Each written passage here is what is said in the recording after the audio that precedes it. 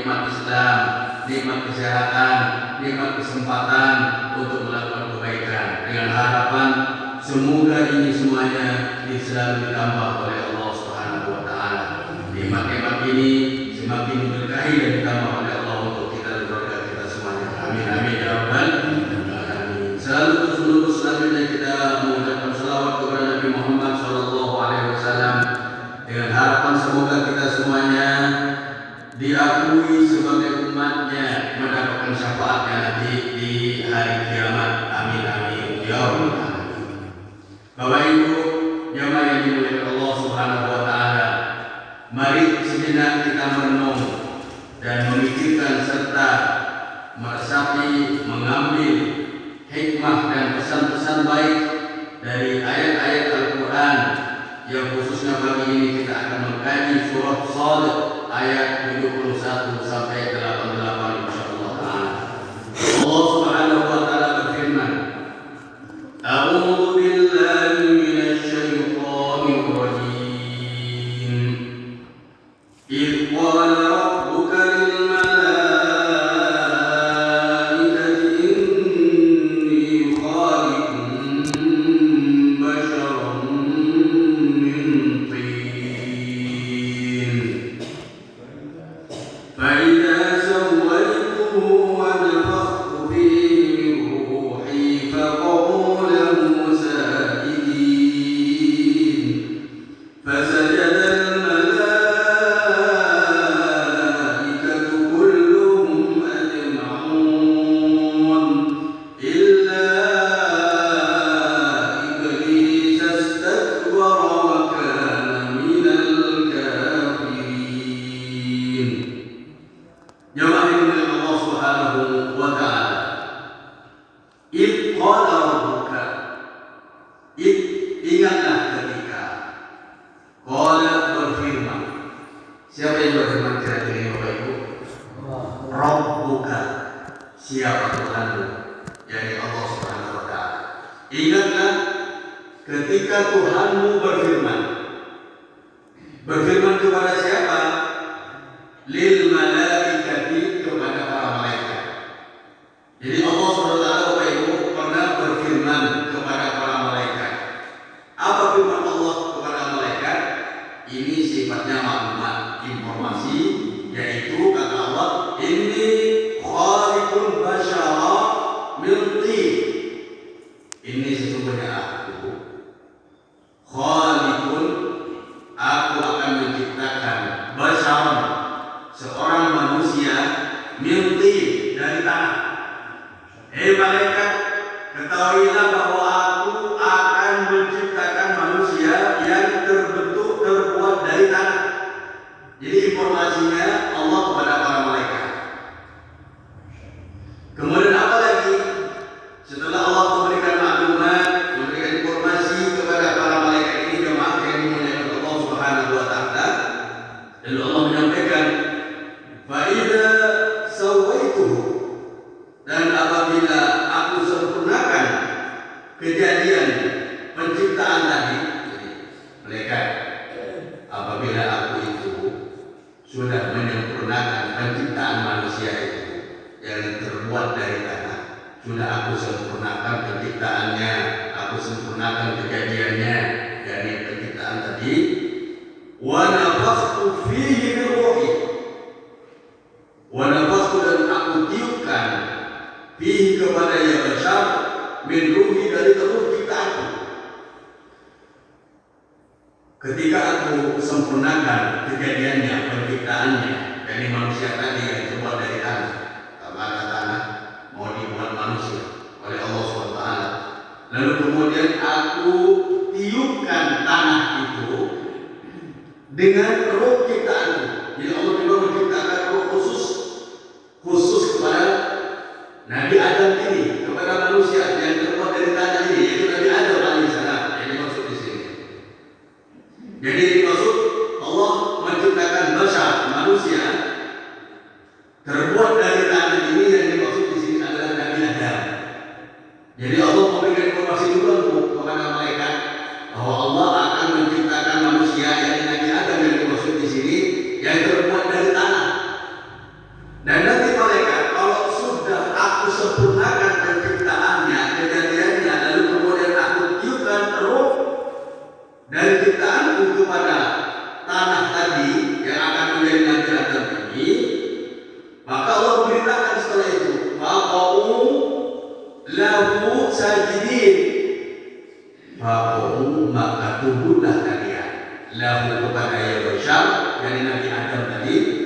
sajidin untuk sujud. Begini Bapak Ibu, Allah menyampaikan kepada malaikat ini, malaikat, aku itu akan menciptakan manusia, yaitu Adam alaihissalam dari tanah. Dari apa? Dari tanah. Dari tanah. Nah nanti kalau sudah aku sempurnakan penciptaannya ini dan kemudian aku sudah tiupkan ruh ciptaanku ke dalam Adam ini, manusia yang bernama Adam ini nanti, maka kalian tunduk ya. Kalian tunduk kepada Nabi Adam kemudian sujud. Nah dalam tafsir Ibnu Katsir, kemudian tafsir Al-Jami, Ahkam Al-Quran kata Imam Al-Qurtubi, yang dimaksud sujud di sini bukan sujud seperti kepada Allah, tapi sujudnya ini adalah sujud tahiyyah wa ikram wa ta'dhim. Jadi sujudnya itu adalah sujud penghormatan. Sujud apa? Penghormatan. Jadi Allah minta kepada para malaikat untuk menghormati Nabi Adam alaihissalam yang diciptakan langsung oleh Allah Subhanahu wa taala. Kemudian Allah memasukkan dan menunjukkan ruh yang Allah ciptakan. Sehingga malaikat diminta oleh Allah untuk menghormati kepada Nabi Adam. Jadi sujudnya nanti itu pertama adalah dengan sujud penghormatan dan memuliakan, dan itu pun karena atas dasar perintah Allah. Jadi kalau pun sujud di situ karena itu perintah oleh Allah untuk menghormati Nabi Adam tadi. Bapak Ibu yang dimuliakan Allah, jadi faqa'u lahu sajidin, tunduklah kalian para malaikat kepada ya bashar, yakni Nabi Adam tadi, sajidin dalam ini sujud. Ini sujud tahiyyah wa ikram wa idgham wa ihtiram, imtisalan min amrillah. Jadi sujudnya sujud penghormatan, ya. Lalu kemudian untuk memuliakan Nabi Adam karena atas dasar melaksanakan perintah Allah. Karena Allah yang menyuruh sujud. Terus karena Allah yang memerintahkan untuk sujud, apa yang terjadi? Fasajadal malaikatu kulluhum ajma'un. Fasajadal, maka kemudian sujud. Siapa yang sujud di sini? Ustaz? Al-malaikatu, para malaikat, manut terhadap apa yang diminta dan dikatakan oleh Allah. Kulluhum ajma'un, semuanya. Jadi semua malaikat itu sujud kepada Nabi Adam inhina. Jadi sujudnya itu penghormatan. Ada yang mengatakan sujudnya tidak kita, tapi kayak ruku sebagai bentuk penghormatan. Nah kalau sujud asli seperti orang sholat, kalau itu terjadi seperti itu, maka ingat bahwa sujudnya ini karena diciptakan oleh Allah dan juga sebagai penghormatan, dan itu saja. Nah ini Allah juga menguji sujud kepada para malaikat. Apakah para malaikat ini akan tunduk atas perintahku atau membangkang? Nah ternyata para malaikat sujud atas dasar perintah Allah tadi. Ternyata ada yang tidak mau. Illa iblis istakbara kana minal kafirin. Illa iblis, kecuali iblis. Nah ini enggak mau sujud kepada Nabi Adam, enggak mau tunduk, enggak mau menghormati kepada Nabi Adam, padahal sudah diperintahkan oleh Allah. Allah sudah nyuruh semuanya. Kenapa iblis ini tidak mau? Istakbar, dia ini sombong, congkak, merasa lebih baik daripada Nabi Adam. Istakbar, angkuh, menyombongkan diri siapa ya iblis, wakana dan ada siapa ya iblis minal kafirin, termasuk golongan orang-orang yang kafir.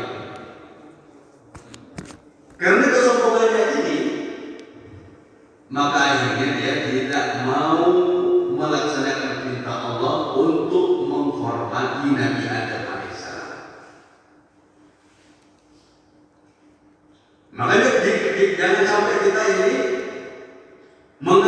sifat iblis ini. Jadi kalau ada manusia sekarang ini, di dunia sekarang ini, merasa lebih baik daripada orang lain, berarti dia ini sudah mengambil sifat dan watak iblis, yang pada akhirnya iblis ini diusir oleh Allah dari surganya. Makanya di dalam ayat berikutnya Allah melanjutkan dengan nada bertanya dulu kepada iblis. Qala ya iblis, ma mana'aka an tasjuda lima khalaqtu bi yadayya astakbarta am kunta minal 'alin? Qala ana khairun minhu khalaqtani min narin wa khalaqtahu min tin. Ini Allah tanya dulu kepada iblis. Allah berfirman. Jadi Allah yang berfirman di sini. Ya iblis, wahai iblis. Ditanya oleh Allah jemaah. Pak Bu. Jadi Allah nanya dulu kepada iblis ini. Ya iblis, wahai iblis. Ma mana'aka an tasjuda lima khalaqtu bi yadayya? Ma mana'aka? Apa yang mencegahmu? Apa yang melarangmu? Apa yang menghalangimu untuk bersujud kepada makhluk, kepada orang yang aku ciptakan dengan tanganku, aku ciptakan dengan kekuasaanku? Apa yang membuatmu itu, wahai iblis, tidak mau bersujud menghormati Adam, yang mana Adam ini aku ciptakan dari tanah dan aku sempurnakan penciptaannya. Aku kemudian tiupkan roh kepada Adam tadi, roh ciptaanku. Apa? Kenapa kamu kok tidak mau? Astakbarta am kunta minal 'alin? Kata Allah, kamu ini karena sombong kemudian tidak mau menghormati Adam, atau kamu ini merasa lebih tinggi daripada Adam? Jadi diurus dulu oleh Allah. Apa sih penyebabnya? Tidak langsung dikasih hukuman. Ini pelajaran juga bagi kita sebagai petinggi, sebagai pejabat, sebagai bos atau sebagai direktur, sebagai ketua. Kalau ada yang melanggar, jangan langsung dihukum dulu. Interogasi apa penyebabnya? Takutnya udurnya kuat. Oh, karena sakit Ustaz, sakit sedikit gigi bahkan makan nggak bisa, sehingga nggak bisa ke kantor. Saya offline 5 hari. Oh, ini kan udur, sehingga tidak layak diperlakukan, kemudian langsung dipecat. Nah ini dia, bagaimana Allah bahkan kepada iblis sekalipun diurus dulu. Iblis, apa alasan kamu tidak mau menghormati Adam? Apakah kamu karena itu sombong? Atau kamu ini merasa lebih tinggi? Astakbarta am kunta minal 'alin? Astakbarta am kunta minal 'alin? Apakah kamu ini karena merasa sombong di hadapanku, merasa lebih baik, merasa lebih tinggi? Kenapa? Termasuk juga kita dalam kehidupan kita, termasuk ke anak didik kita, anak kita. Misalkan dia tidak taat kepada kita, misalnya, semoga taat semua anak kita, misalnya terjadi. Nah itu diurus dulu, jangan langsung dihukum. Termasuk kita punya pegawai, ada bawahan pegawai, kemudian tidak melakukan amanah, jangan langsung dipecat, diurus dulu. Nah kalau sudah pantas untuk dipecat, banyak pelanggaran, maka silakan. Nah kalau autornya izinnya kemudian ada sebab yang sangat kuat dan layak, maka itu harus dimaklum. Nah ternyata ketika Allah mengurus iblis ini, ditanya penyebabnya kenapa tidak mau menghormati Adam alaihissalam. Nah iblis menjawab, qala, ini kata iblis, berdialog kepada Allah, menyampaikan dengan keangkuhannya, qala ana khairun minhu. Qala, siapa yang berkata ini? Iblis menjawab kepada siapa? Kepada Allah. Anak saya, kata iblis, khairun, lebih baik, minhu, daripada Adam. Ini sudah muncul alasannya, alasan kesombongan, alasan keangkuhan dan congkak. Saya soalnya itu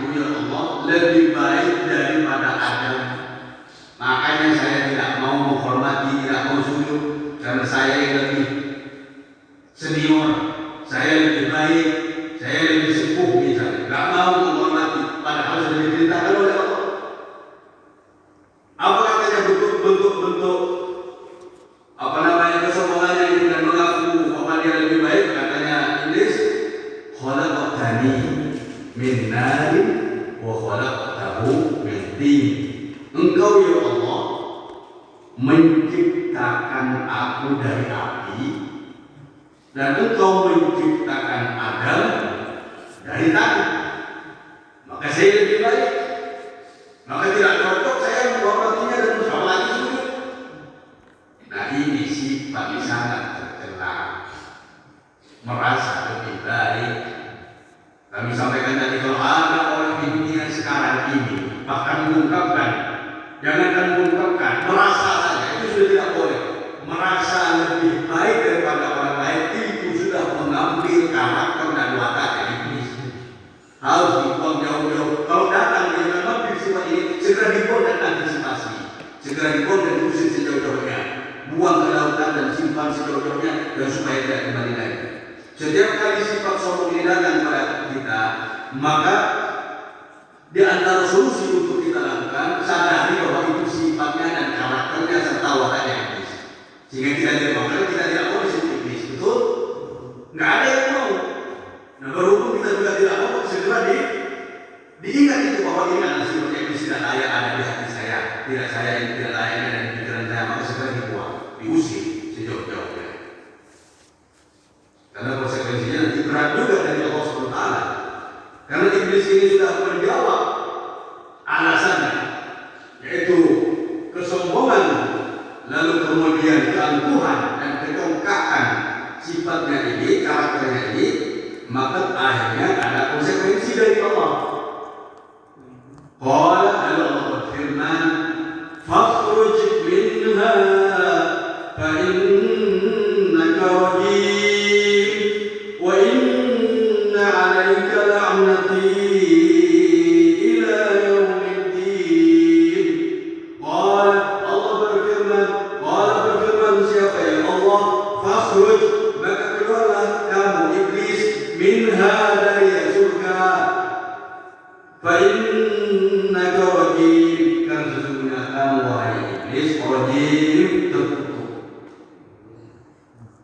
Kenapa kau dikutuk? Itu tadi pertama nggak mau manut kepada Allah, kemudian punya sifat aku. Nah ini ternyata di antara yang menyebabkan iblis ini diusir dari surga ya. Jadi kita juga menunjukkan bahwa iblis ini sebelumnya di surga. Sebelumnya di surga. Cuma masalahnya dua, masalah besarnya dua. Pertama, tidak taat kepada Allah. Ini masalahnya pertama, tidak taat, nggak mau. Karena ini kan diberitahu oleh Allah untuk sujud. Itu pertama. Jadi jangan sampai kita ini tidak mau kepada Allah. Jangan sampai kita tidak mau terhadap aturan Allah. Allah minta kita sholat 5 waktu misalnya. Sebentar lagi puasa tinggal beberapa hari ini. Jangan sampai nggak mau, jangan sampai tidak melaksanakan. Karena konsekuensinya lebih berat. Jadi penyebab iblis itu diusir dan neraka pertama tidak taat, tidak mau. Diminta sujud oleh Allah tidak mau. Maka kita ini ketika Allah minta kita berpuasa, ini sebentar lagi tanggal 17 malam atau Selasa malam yang sudah ada tarawih. Kalau yang pemerintah menunggu sidang isbat. Nah ini doa yang Allah Subhanahu wa Ta'ala. Kemudian yang kedua, ini penyebab iblis itu diusir dari neraka pertama karena tidak taat. Semoga kita semua jadi orang yang taat, amin. Kalau ada orang di dunia sekarang ini selalu ingkar kepada Allah, tidak mau peraturan Allah, tidak mau taat kepada Allah, tidak mau patuh kepada Allah, bahkan menantang, maka berarti dia orang ini mengambil wataknya iblis, karakternya iblis, sifatnya iblis yang dimilikinya. Semoga Allah menjadikan hati kita ini bersih dan suci, amin. Menjadikan kita ini selalu taat kepada Allah, amin, amin ya rabbal alamin. Kalau orang sudah taat kepada Allah, terusnya pasti selamat. Nah penyebab yang kedua, sombong, istakbar wa kana minal kafirin, dan mengatakan ana khairun minhu khalaqtani min nar wa khalaqtahu min tin. Jadi penyebab yang kedua yang disebut surga selain tadi karena ada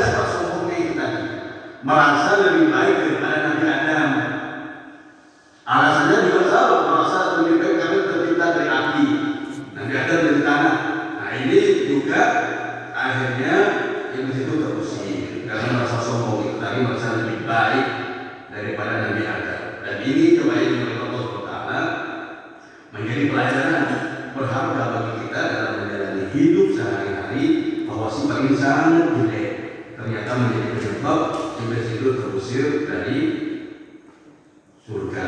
Bahkan Abdullah bin Abbas ketika menafsirkan surah Al-Baqarah, yakni wa idh qala rabbuka lil malaikati inni ja'ilun fil ardi khalifah qalu ataj'alu fiha man yufsidu fiha wa yasfiku ad-dima' wa nahnu nusabbihu bihamdika wa nuqaddisu lak qala inni a'lamu ma la ta'lamun wa a'lamu adama al-asma'a kullaha thumma 'aradahu 'ala al-malaikati fa qala anbi'uni bi asma'i haula'i in kuntum shadiqin.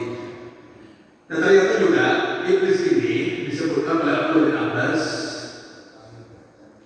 itu sebagai bagian daripada malaikat. Iblis itu bagian daripada malaikat. Namanya bernama Azazil. Jadi nama iblis sebelumnya itu bernama Azazil ketika tinggal di surga. Nah, kemudian ingkar kepada Allah, yakni tidak mau manut dan tidak mau taat, disebutlah iblis. Jadi makhluk yang dijauhkan, terusir dari rahmat Allah, diusir dari surga, dikeluarkan oleh Allah. Berdasarkan ayat ini Allah berfirman dengan tegas, "Fakhruj, maka keluarlah kamu."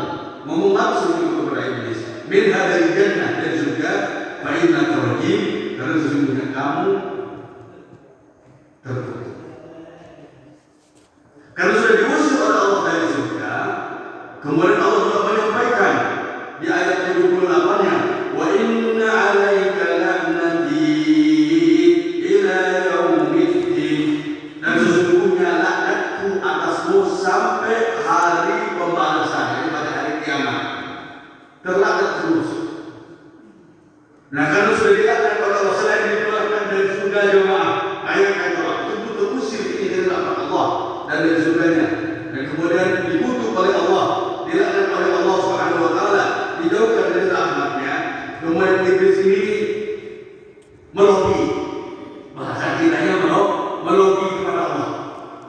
Gimana coba lobiannya? Coba ayat berikutnya, di ayat yang 79 yang mulai melobi. Qala rabbi fa'anzirni ila yaumi yub'atsun. Ini melobi. Qala ini, qala berkata siapa ya? Iblis. Rabbi, wahai Tuhanku, fa'anzirni, tolong tangguhkan aku, jangan dibikin mati. Karena ada visi, sudah mulai ada visi untuk menghancurkan manusia, keturunan anak Adam, untuk menyesatkannya, untuk menjauhkan dari Allah. Jadi minta izin dia, melobi. Rabbi, fa'anzirni ila yaumi yub'atsun. Rabbi, wahai Tuhanku. Dalam tata bahasa Arab, Rabbi itu bisa dibaca Rabbi, bisa dibaca Rabbah, bisa dibaca Rabbi, bisa dibaca Rabbu. Asal itu ya Rabbi, wahai Tuhanku, yang kedua. Rabbi atau Rabbi, wahai Tuhanku. Jadi iblis itu memanggil Allah, mengakui bahwa Allah itu Tuhannya. Fa'anzirni, tangguhkan untukku, tangguhkan ya Allah. Tolong tangguhkan ya Allah sampai hari-hari mereka itu dibangkitkan. Jadi jangan dibikin mati aku ya Allah, untuk menggoda, menyesatkan manusia sebagai anak Adam. Terus apa? Karena sudah minta begitu kepada Allah, Allah yang maha adil dan maha bijaksana ini, qala, lalu Allah respon. Qala berfirman siapa ya Allah, fa innaka minal munzarin, fa innaka sesungguhnya kamu wahai iblis, minal munzarin, yaitu termasuk orang-orang yang ditangguhkan. Oke, begitu bahasa kitanya. Oke, tak saya ijabah permintaan kamu itu, lobian kamu itu saya penuhi. Ya, kamu tidak mati sampai mereka dibangkitkan. Oke lah. Dikasih kesempatan. Ila yaumil waqtil ma'lum. Tapi ingat juga kamu pasti mati juga pada hari kiamat. Mati juga, tidak ada makhluk itu yang tidak mati. Mati semua. Cuma memang iblis ini ditangguhkan oleh Allah. Kalau kita mungkin 100 tahun, 90 tahun, 50 tahun, ya 200 tahun dengan Nabi Muhammad nggak ada. Tapi iblis ini memang dikasih waktu oleh Allah dari sisi umur. Tapi putih nanti mati juga pada hari kiamat. Karena kullu syai'in halikun illa wajhah. Semua yang ada ini nanti akan rusak dan akan mati. Kecuali zat Allah Subhanahu wa taala. Kullu nafsin dha'iqatul maut. Semua yang bernafas akan mencicipi dan menemui kematian. Ainama takunu yudrikumul maut walau kuntum fi burujin musayyadah. Dimanapun kamu berada, kematian itu pasti datang. Meskipun ada di dinding yang kokoh atau berbenteng yang kokoh, kematian akan menjemput kita. Itu cuma hari apa? 3 hari, 4 hari yang lalu kira-kira itu. Ada salah satu santri kami di pondok. Hari ini Pak Bu, biasa kita sekolah full time bercanda sama temannya. Ikut sekolah, Masya Allah, ketika pulang dada-dada sama temannya. Di malam hari setelah mulai naik saja, aktivitas nggak sakit biasa. Semoga masuk surga. Dan ketika dibangunkan oleh ayahnya untuk sholat subuh dan persiapan sekolah sama ibunya juga, ini dipanggil oleh Allah. Baru kemudian sholat disunahkan zuhur di pondok di pondok. Gak sakit. Masih ada SD kelas 5. Gak sakit. Ditanya ke bapaknya, kenapa sakit apa? Gak apa-apa, gak sakit. Mengingatkan salah satu keluarga kami juga. Ada keluarga kami juga hari Jumat. Malam biasa sehat, pagi biasa aktivitas pagi. Nah sebelum Jumat istirahat, dibangunin sama putrinya untuk sholat Jumat bapak itu. Semoga masuk surga. Rahimahullah matan wasa. Tapi ternyata wafat. Nggak sakit Pak. Ada 2 di kampung saya yang begitu. Yang satunya ini bagian dari keluarga kami. Satunya semoga masuk surga ya Allah. Masukkanlah mereka ke surga ya Allah. Satunya malam. Biasa bisa, mulai bisa, biasa aktivitas nggak sakit Pak. Ketika dibangun untuk sholat subuh itu termasuk seperti kami kemarin itu. Bahwa itu jadi Allah SWT. Nah, berhubungan lagi ke materi kita. Nah, itu memang dikasih tanggung oleh Allah. Ila yaumil waqtil ma'lum. Sampai pada hari yang ditentukan oleh Allah. Jadi ketika manusia ini dibangkitkan oleh Allah, semuanya itu iblis ini dibikin mati oleh Allah. Lalu karena ditangguhkan oleh Allah, selama manusia ini hidup, maka iblis ini memang visi-misinya itu untuk merusak manusia, untuk menyesatkan manusia, untuk menjauhkan manusia dari Allah Subhanahu wa taala. Sesuai dengan sumpahnya di sini. Ini kata iblis ayat yang ke-82-nya. Iblis ini mengatakan, "Qala," berkata siapa iblis, "Fa bi'izzatika la'ughwiyannahum ajma'in illa ibadaka minhumul mukhlasin." Qala, berkata, siapa yang berkata ini Bapak Ibu? Iblis. Ini bersumpah, "Fa bi'izzatika," demi keagunganmu ya Allah, demi kemuliaanmu, demi kebijaksanaanmu, kemuliaanmu, keagunganmu, la'ughwiyannahum, maka sungguh pasti aku akan sesatkan mereka. Mereka siapa? Ini kita. Maka kita harus sadar bahwa ini iblis nekat. Maka kita harus jangan tanggung-tanggung untuk melawan.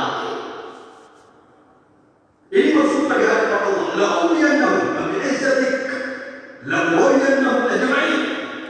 Demi keagunganmu ya Allah, Engkau ya Allah sudah memberikan ketangguhan kepada kami, maka pasti sungguh aku ini akan menggoda, akan menyesatkan anak Adam itu. Ajma'in semuanya. Ini kan serius nih, sungguh-sungguh. Maka kita juga harus sungguh-sungguh melawan. Pertanyaannya sekarang gimana bisa melawan iblis? Enggak kelihatan. Kalau kelihatan tak tusuk hidungnya kata ibu-ibu pakai garpu. Dan masalahnya enggak kelihatan. Kalau lagi saya kemarin tak bikin banyak untuk berikan usaha bikin panas-panas tak bikin balikan dengan wali kata ibu-ibu. Ini masalah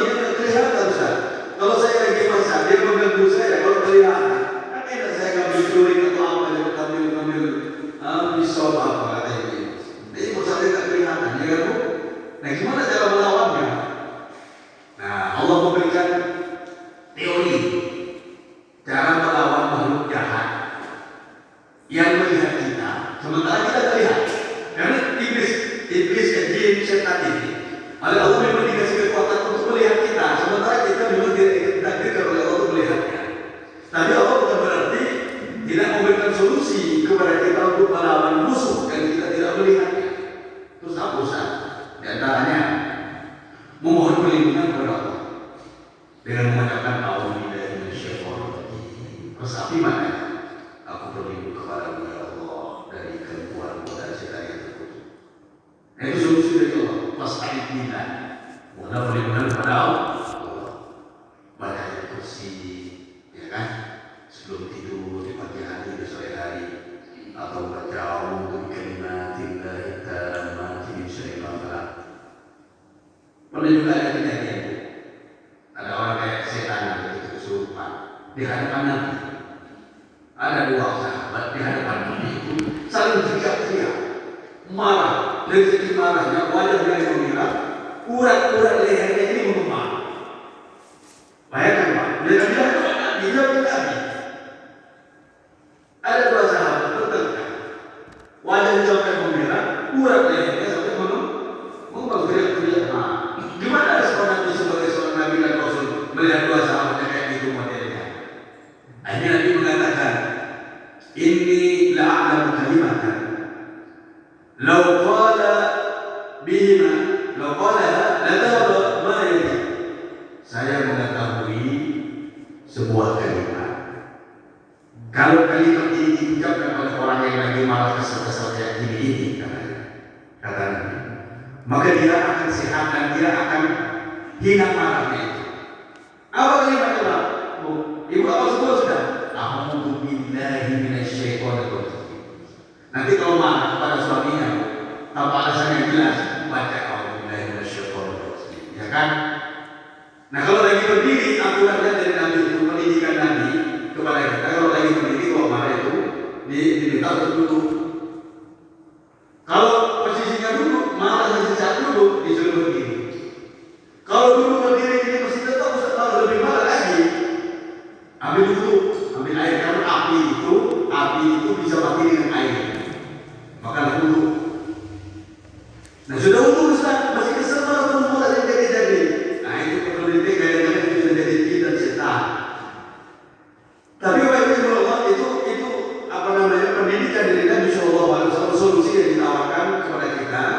Ya, kalau untuk melawan musuh yang tidak terlihat, A'udzu bikalimatillahi tammati min syarri ma khalaq. Sehingga gangguan itu minim atau bahkan tidak ada, tidak sedikit-sedikit kesurupan, minta kayak tukang ruqyah. Itu sudah kita ruqyah sendiri kita ini. Baca ayat kursi di pagi hari, sore hari, baca A'udzu billahi minasyaitonir rajim, baca A'udzu bikalimatillahi tammati min syarri ma khalaq. Itu dibaca. Apalagi sebelum tidur. Itu tidak diganggu. Karena dulu juga ada setan ini pengen membakar Nabi, bawa api, pengen bakar Nabi. Akhirnya Nabi Muhammad SAW diajari sebuah doa kalimat zikir oleh malaikat. Kalau mereka diberikannya, mereka tidak mampu. Kalimat yang diajarkan oleh malaikat Jibril kepada Nabi Muhammad SAW adalah A'udzu bikalimatillahi min syarri ma khalaq wa ma bari'a wa ma dhahab wa ma bari'a. Itu di antaranya yang diajarkan oleh malaikat Jibril kepada Nabi Muhammad. Disering dibaca. Karena kita kalau mau langsung tahu nggak bisa, karena kita nggak melihat. Nah, kalau sudah baca kalimat-kalimat itu, maka mereka akan menjadi lemah. Dan bahkan iblis sendiri, setan sendiri itu ketika manusia itu baca ayat kursi, maka itu akan memang dilindungi oleh Allah dan mereka tidak akan mendekat. Ayat kursi dalam surah Al-Baqarah, Allahu la ilaha illa huwal hayyul qayyum la ta'khudhuhu sinatun wa la nawm lahu ma fis samawati wa ma fil ardh man dhal ladzi yashfa'u 'indahu illa bi'idhnihi ya'lamu ma bayna aydihim wa ma khalfahum wa la yuhituna bi shay'in min ilmihi illa ma syaa wa wasi'a kursiyyuhu samawati wal ardh wa la yahuduhu ma huwa al-'aliyyul 'azim. Itu ayat kursi juz 3 di lembaran pertama. Itu dibaca surah Al-Ikhlas 3 kali di pagi hari, kemudian Al-Falaq 3 kali untuk membentengi diri, baik dari kejahatan makhluk yang terlihat atau makhluk yang tidak terlihat. Semoga kita semuanya selamat, amin. Dilindungi terus oleh Allah Subhanahu wa taala, amin. Selamat dari gangguan manusia yang jahat dan selamat dari gangguan syaitan dan jin dan kawan-kawannya makhluk halus yang halus tapi kita tidak melihatnya. Semoga kita selamat semuanya, amin amin ya rabbal alamin. Dan yang sangat penting untuk kita sadari, tekadnya iblis ini yang bertekad untuk mengganggu manusia dan menyesatkan itu harus sadari, sehingga kita harus juga kuat untuk melawannya. Setiap sifat atau keinginan jahat yang timbul dari kita itu gangguan. Maka sebenarnya kita itu mengucapkan auzubillahi minasyaitonir rajim, memohon pertolongan kepada Allah. Karena satu-satunya yang mampu menghancurkan kejahatan makhluk halus ini melalui pertolongan dari Allah Taala. Karena sesungguhnya yang menciptakan adalah Allah. Dan Allah sudah memberikan solusinya, memberikan rahasianya untuk menaklukkan kejahatan yang kita tidak melihatnya, yaitu kejahatan iblis dan setan ini.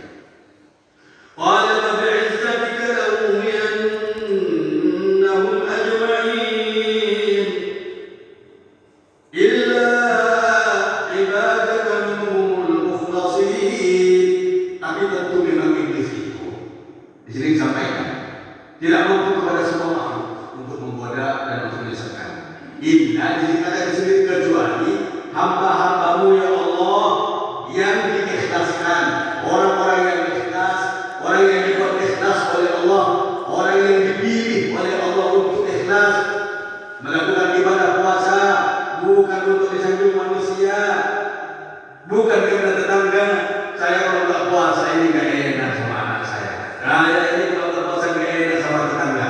Alasannya bukan itu, tapi karena memang melaksanakan perintah Allah, karena pengen ridhonya Allah, karena pengen disanjung oleh Allah. Nah kalau pengen disanjung oleh Allah, mudah juga. Jadi kita pengen disanjung oleh Allah saja. Urusan manusia nanti berikutnya. Allah yang bikin mereka itu senang. Nah, semoga Allah Taala menjadikan kita ini orang-orang yang ikhlas. Kalau dalam ilmu agama ini kita mungkin sering sudah mendengar di antara syarat diterimanya amal perbuatan kita itu pertama adalah benar. Nah benar ini yaitu mengikuti Nabi, ittiba'un Nabi, ittiba'ur Rasul.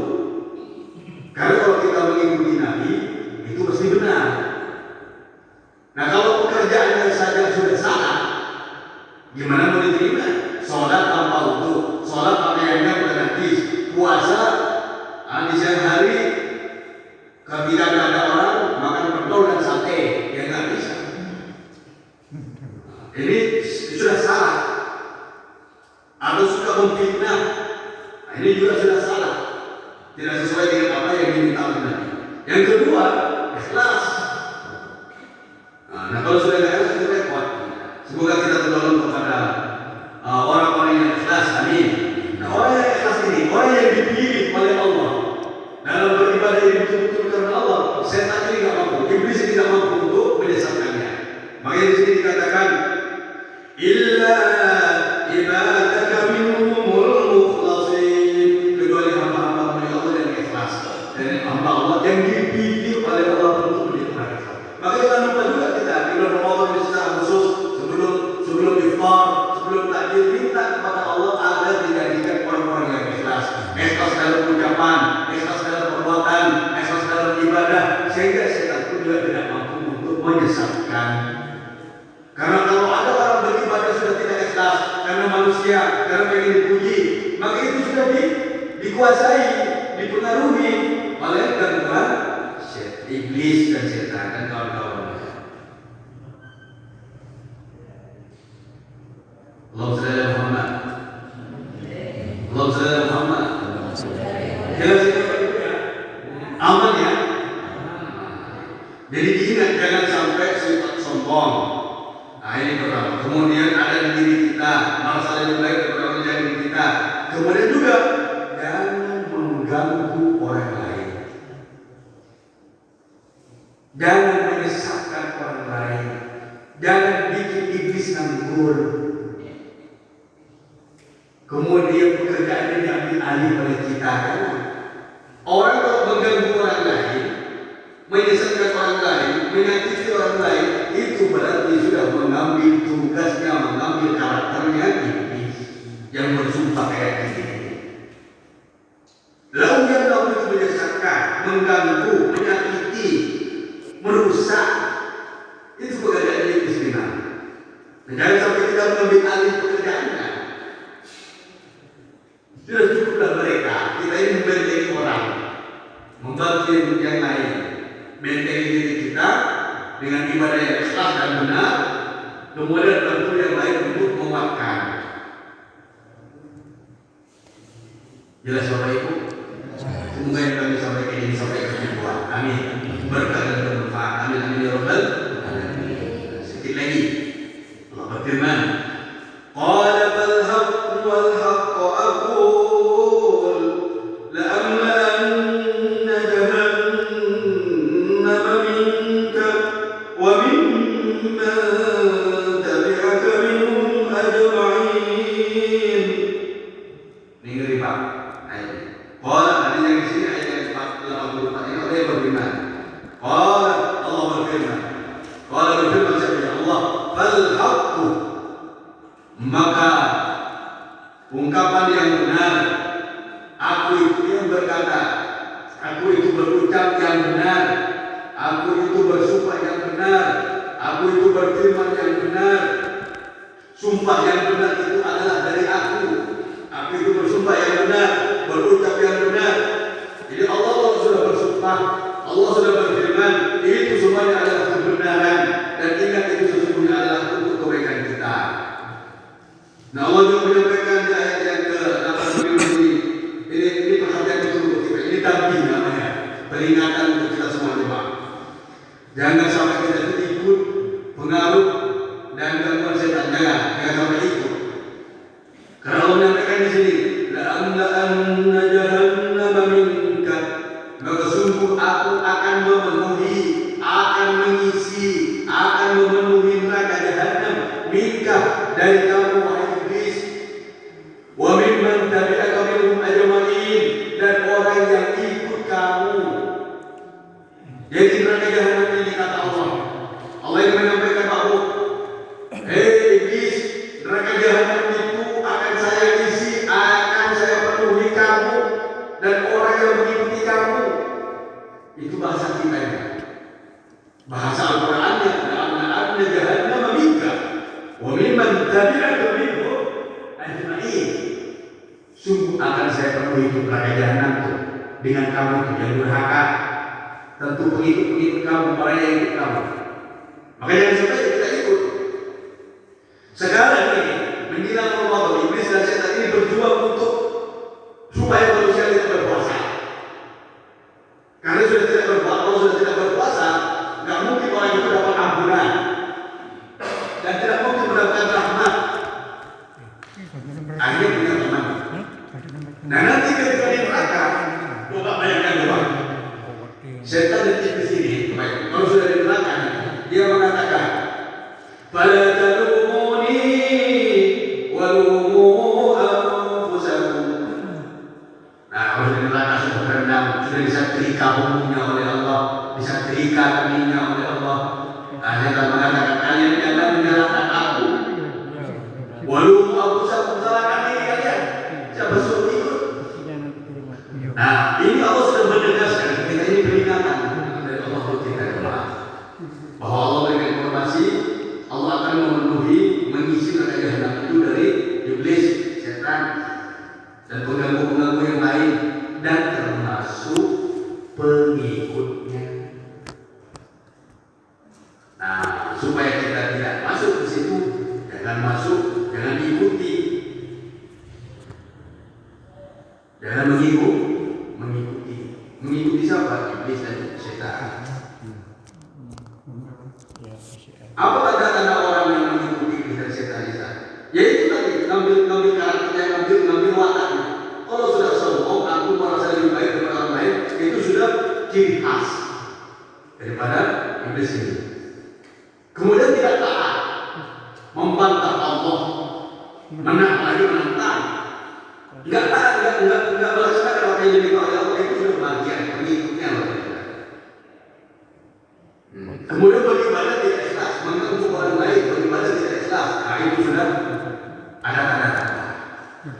Maka oleh karena itu sekuat tenaga kita. Pertama mohon perlindungan kepada Allah, mohon kekuatan, pertolongan kepada Allah, agar kita ini selamat dari gangguan iblis, gangguan setan, dan gangguan kejahatan manusia.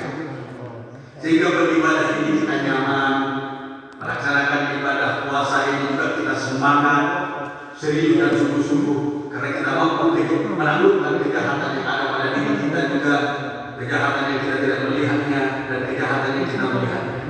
Digoda oleh orang lain, diajak ini, diajak itu, kita tanggung. Ada misalnya orang ngajak, ayo kita sebarkan narkoba, ayo kita jual sabu-sabu, dapat uang banyak, ini langsung 100 juta sekali jual. Itu menggoda banget kan? Nah, kalau tidak dibentengi dengan iman, dengan dengan dana uang itu, ya kita dikasih tahu ya, saya nggak akan puasa dan ini gimana, akhirnya terjerumus. Itu perwakilan daripada iblis dan setan berwujud manusia. Karena ada setan itu berwujud manusia, kata Allah SWT, wa sayyatul insi itu namanya. Nah, kita semoga dijauhkan oleh Allah dari itu semuanya. Bapak Ibu, keluarga kita semuanya, tetangga kita diselamatkan oleh Allah. Amin. Semoga kita ini menjadi manusia yang baik-baik saja. Amin ya Rabbal alamin. Semangat terus beribadah. Amin. Dan istiqomah dalam kebaikan. Amin. Amin ya Rabbal alamin. Dan kalau sudah tiba saatnya dipanggil Allah, semoga kita semuanya berada dalam keadaan husnul khatimah. Amin. Amin ya Rabbal alamin. Boleh tinggal 2 ayat lagi. Ayat 86-nya ini Allah menyampaikan ini, yang ayat 86 ini Allah sudah berdialog dengan Rasulullah, dengan Nabi Muhammad SAW. Ini pesan dari Allah kepada Nabi Muhammad SAW. Kemudian Allah berfirman, "Qul ma as'alukum 'alaihi min ajrin wa ma ana minal mutakallifin in huwa illa dhikrun lil 'alamin wa lata'lamunna naba'ahu ba'da hin." Qul katakanlah Muhammad, yaqulu ta'ala, qul ya Muhammad li haula'il musyrikin, katakanlah wahai Muhammad kepada orang-orang musyrik, ma as'alukum, saya tidak minta kepada kalian, alaihi, atas penyampaian Al-Quran ini, bil ajr, tidak minta upah, wa ma ana minal mutakallifin, dan katakan juga Muhammad bahwa saya bukan orang-orang yang mengada-ngada. Jadi di sini pesan dari Allah Taala kepada Nabi Muhammad, termasuk kita kalau menyampaikan kebaikan, jangan sampai kita ini mengada-ngada. Jadi kiai, jadi ustaz, jadi pak lurah, jadi atasan, nah itu jangan mengada-ngada. Termasuk kita sebagai manusia individu, nggak boleh juga mengada-ngada. Wa ma ana minal mutakallifin. Jangan sampai yang putih dijadikan hitam, yang tidak ada dibikin ada, sementara yang ada dibikin tidak ada. Akhirnya fitnah. Nah itu jangan sampai. Kemudian Allah berpesan secara khusus kepada Nabi Muhammad SAW agar Nabi Muhammad ini juga sebagai Nabi dan Rasul, apa yang dilakukannya betul-betul karena Allah Subhanahu Wa Taala. Balasan hanya mengharap kepada Allah. Kemudian Allah menyampaikan kepada Nabi Muhammad, in huwa illa dzikrul alamin. Sesungguhnya Al-Quran ini Muhammad sampaikan kepada orang-orang musyrik, orang-orang yang tidak percaya kepada Allah dan kepada manusia semuanya, bahwa Al-Quran ini adalah peringatan kepada orang-orang mukallaf. Al-Quran ini Bapak Ibu berlaku kepada kita semuanya sebagai manusia, dan juga berlaku kepada jin. Jin itu ada yang Islam, ada yang taat. Jin itu ada yang Islam. Pernah di Mekah. Di Mekah itu sekarang bahkan ada masjid namanya Masjid Jin. Mungkin nanti kalau lagi umroh atau haji datang di situ Masjid Jin. Dekat dengan Masjid Jin ini posisinya sekarang dekat dengan Maklah. Maklah itu tempat pemakaman, kuburan orang-orang yang meninggal di Mekah, itu dimakamkan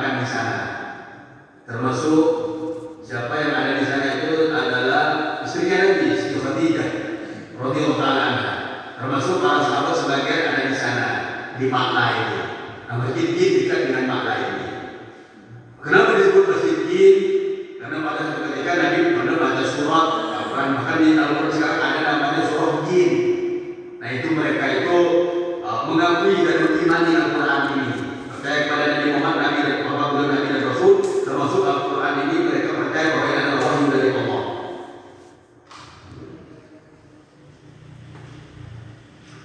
Nah ini yang ilmu Allah Taala, Al-Quran ini sebagai panduan hidup yang diturunkan di bulan Ramadan oleh Allah Subhanahu Wa Taala.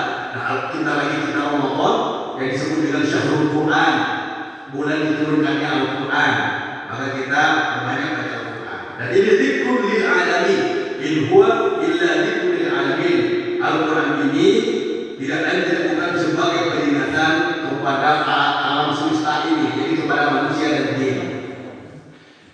Wa la ta'lamuna naba'ahu ba'da hin, dan sungguh kamu akan mengetahui berita tentang Al-Quran ini ba'da hin, akan memahami betul bahwa yang diberitakan Al-Quran benar di saat kita di dunia dan benar di saat kita sudah tidak ada di dunia. Jadi berita Al-Quran ini pasti benarnya, benarnya baik di saat di dunia ini ataupun di saat setelah kita wafat nanti. Berita dari Al-Quran, misalnya Allah menurunkan air, dengan air semuanya akan hidup, menjadikan kita. Berita dari Al-Quran bahwa manusia nanti akan dibangkitkan, bahwa nanti ada neraka dan surga, itu berita dari Al-Quran, dan itu pasti terjadi. Sebagai bukti misalkan juga tentang air, Allah menurunkan Al-Quran dan menjadikan air semuanya, dengan air ini bisa hidup. Jangankan manusia, benda-benda yang tidak bergerak itu ada satu pautnya dengan air, ada airnya. Manusia itu kalau nggak makan 10 hari tapi minum air itu masih ada tenaga. Tapi kalau nggak kemasukan air sama sekali 10 hari 1 bulan itu letoy, lemas. Dinding yang kokoh ini kan, masjid Muhammad Al-Baqir kokoh, masjid Laut dinding ini ada airnya, ada kesertaan air, ada pasal lembut air. Kalau nggak ada air tidak bisa.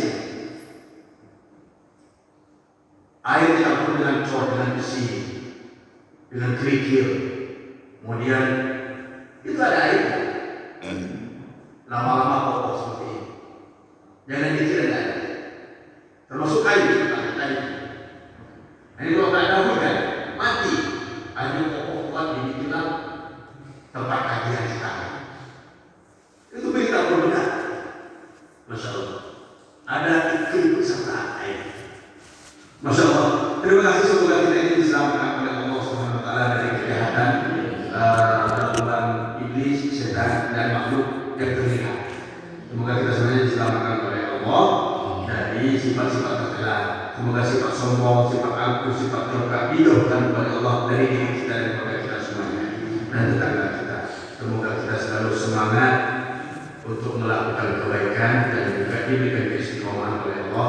Semoga kita tidak dikasih kesempatan dan waktu oleh Allah untuk melakukan kemaksiatan, dan semoga Allah memilih kita untuk menjadi orang-orang yang ikhlas. Terima kasih banyak teman. Mohon dimaafkan jika ada hal-hal yang berkenan. Mohon dimaafkan ini menjelang Ramadan dengan beberapa hari lagi. Kami betul-betul mohon maaf jika ada hal yang berkenan selama ini.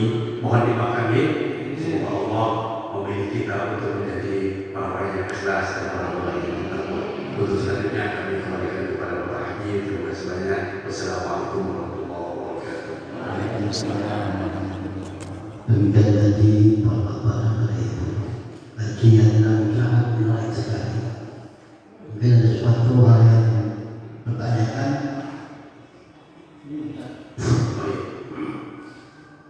Iblis itu hari kiamat, berarti jumlah itu dengan manusia itu jauh lebih banyak, sehingga kalau kita tidak membentengi dengan ilah min ibadillah, itu kita akan tertutup. Karena yang membentengan itu kan masih hidup, berarti lebih banyak.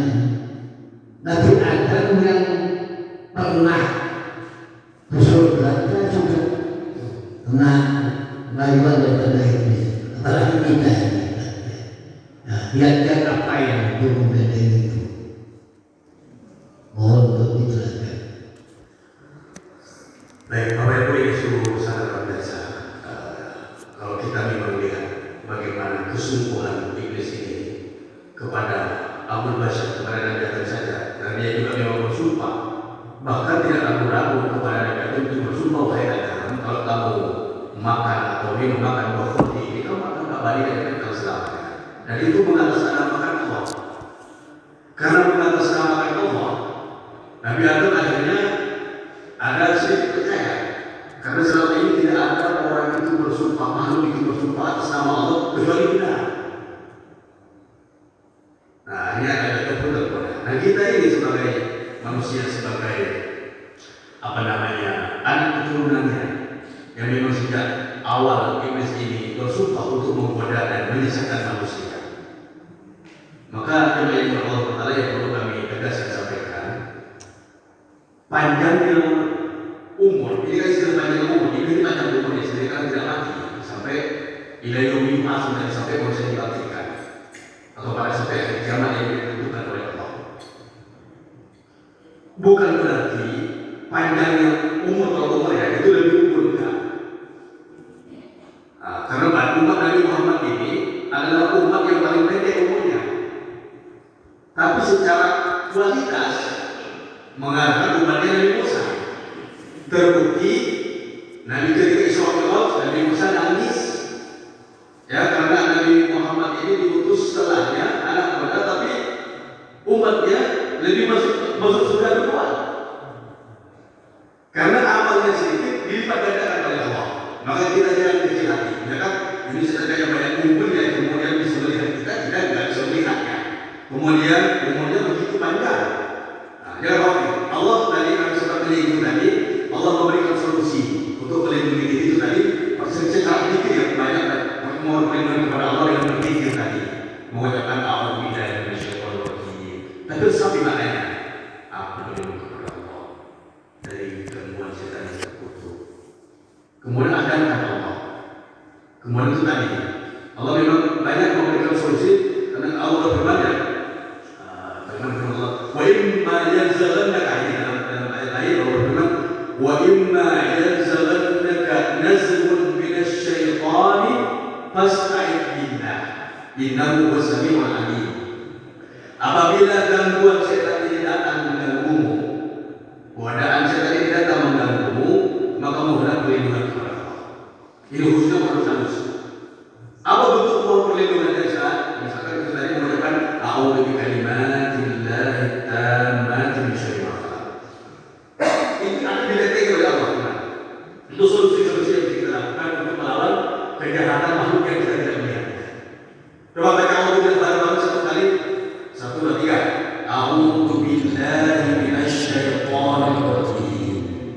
Yang kedua, a'udzu bikalimatillahi tammati min syarri ma khalaq. Ikuti kami ya. A'udzu billahi. A'udzu billahi.